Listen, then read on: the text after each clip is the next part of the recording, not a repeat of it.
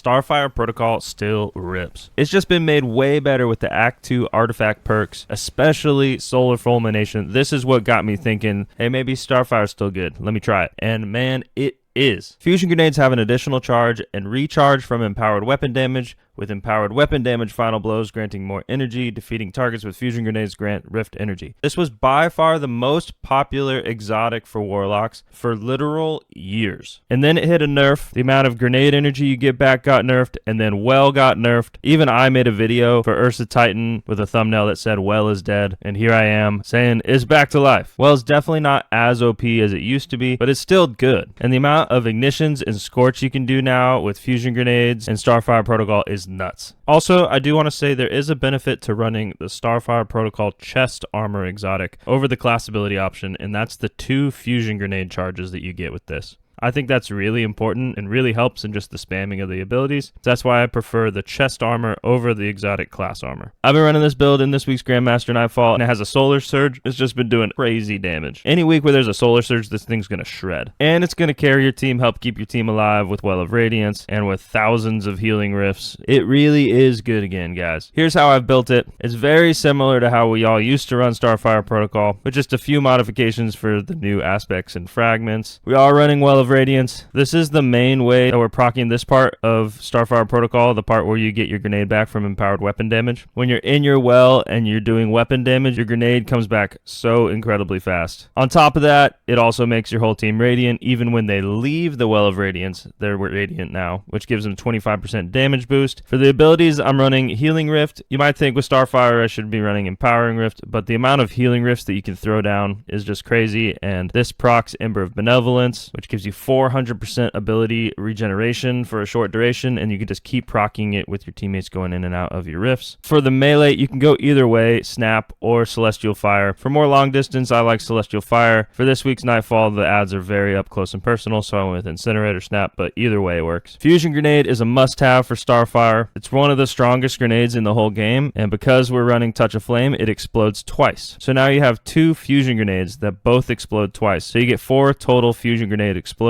which just does an incredible amount of scorch damage and makes ignitions all over the place. And then also with Starfire, when you get a kill with your fusion grenade, it grants you Healing Rift, and when you put your Healing Rift down, you get Helion, which scorches some more, which is just nice to have some more scorch. You could put on Icarus Dash here if you want the movement, but I really like Helion for the scorch and just more damage, more ignitions. Your Healing Rift procs Ember of Benevolence and spawns the Solar Mortar from Helion, and then when you get a kill with your fusion grenades, you get your Healing Rift back. So that's the play loop, just basically Healing Rift, Fusion Grenade, Healing Rift, Fusion Grenade.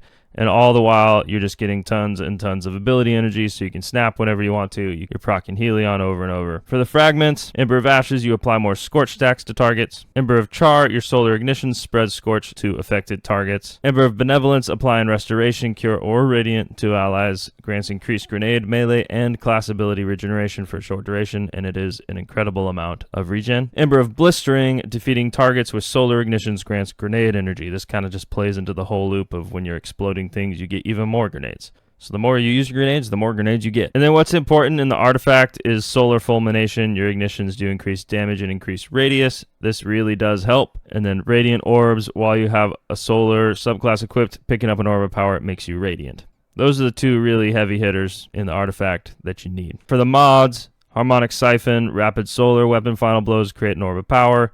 Ashes to Assets, gain bonus super energy on grenade kills, and a heavy ammo finder. On the gloves, Grenade Kickstart is the only thing we're using our armor charges for, and it just feeds that play loop of having more and more grenades like crazy. Firepower, your grenade final blows create orbs of power, fastball, so you can really aim those grenades and hit the faraway targets that you need to with them.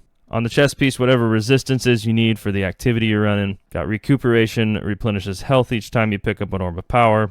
Innervation reduces grenade cooldown each time you pick up an orb of power.